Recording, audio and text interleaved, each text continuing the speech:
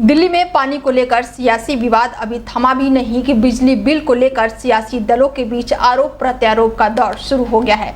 बताया जा रहा है कि दिल्ली के लोगों को बिजली के बिल अचानक ही दोगुना से ज्यादा बढ़कर आ रहे हैं, जबकि दिल्ली सरकार ने बिजली यूनिट की दरों में कोई इजाफा नहीं किया है। फिर भी लोगों के बिजली के बिल काफी आ रहे हैं और इसे लेकर बीजेपी और कांग्रेस ने आम आदमी पार्टी को घेर लिया है। दरअसल बिजली के बिल पर पीपीएसी और पेंशन ट्रस्ट चार्ट को लेने से लोगों के बिजली के बिल दोगुना तक आ गए हैं, जिसे लेकर बीजेपी और कांग्रेस दोनों ही राजनीतिक दलों ने केजरीवाल सरकार को आड़े हाथों लिया है। दोनों दलों ने दिल्ली की जनता को लूटने का आरोप लगाया है। दिल्ली बीजेपी अध्यक्ष वीरेंद्र सचदेवा ने कहा कि दिल्ली सरकार और बिजली कंपनियों ने आपस में साठगांठ कर दिल्ली वासियों को लूटने का पूरा प्रबंध कर लिया है। उन्होंने आरोप लगाया कि दिल्ली सरकार बिजली कंपनियों के साथ मिलकर दिल्ली वालों को दो तरह से लूट रही है। पहले पीपीएसी के नाम पर 8.75% बिजली के बिल बढ़ाए गए और फिर पेंशन ट्रस्ट के नाम पर भी 7% अधिक बिजली शुल्क वसूला जा रहा है। बीजेपी का आरोप है कि दोनों बिल बिना बताए बढ़ाए गए हैं, इसका कोई अप्रूवल नहीं ली गई है। यही वजह है कि दिल्ली के उपभोक्ताओं के बिजली के बिल 1.5 गुना बढ़कर आ रहे हैं।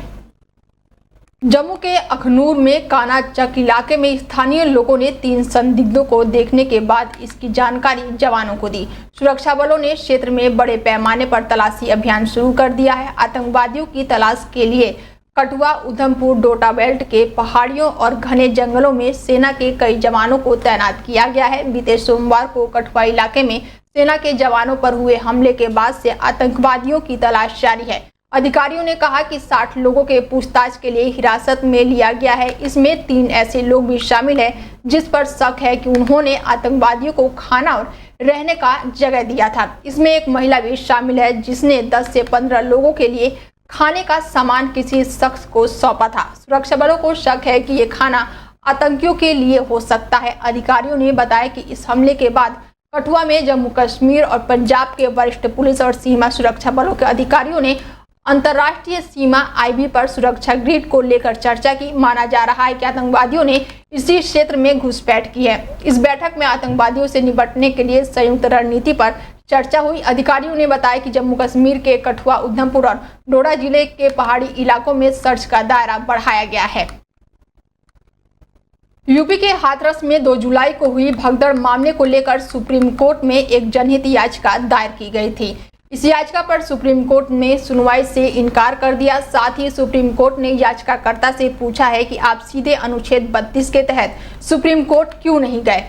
याचिका दायर करने वाले व्यक्ति की तरफ से सुप्रीम कोर्ट के सेवानिवृत्त न्यायाधीश की निगरानी में 5 सदस्यीय विशेषज्ञ समिति की नियुक्ति की मांग की गई थी।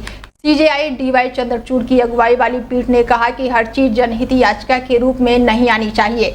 घटना को लेकर आप हाई कोर्ट में याचिका दायर कर सकते हैं, वो मजबूत अदालतें हैं। बेशक यह एक परेशान करने वाली घटना है। आपको बता दें कि 2 जुलाई को सूरजपाल उर्फ सकार विश्वहरि के सत्संग में भगदड़ मच गई थी, जिसमें 121 लोगों की मौत हो गई थी।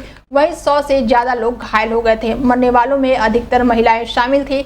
घटना को लेकर राजनीति भी शुरू हो गई थी। राज्य की प्रमुख विपक्ष पार्टी सपा ने सरकार पर हमला बोलते हुए जांच की मांग की थी, जिसके बाद सरकार ने एसआईटी जांच का आदेश दिए थे।